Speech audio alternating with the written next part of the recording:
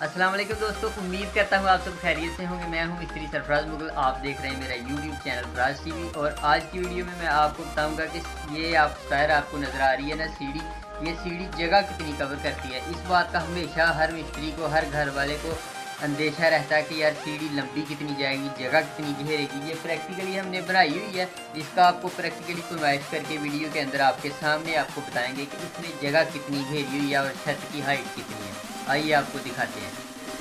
ये देखें,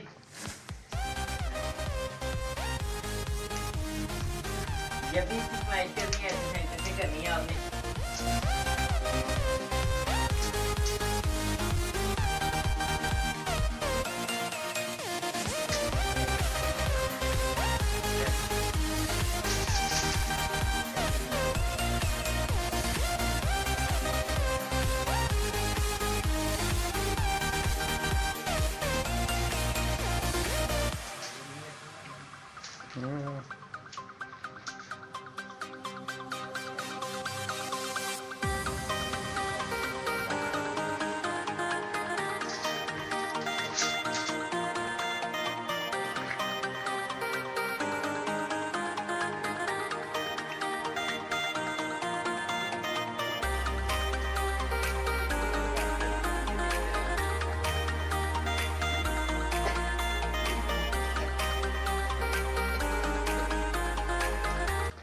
जी तो दोस्तों, इसकी फरमाइश हमने आपके सामने की है। इसकी फरमाइश हुई है सारी 23 फुट 3 इंच, ठीक है।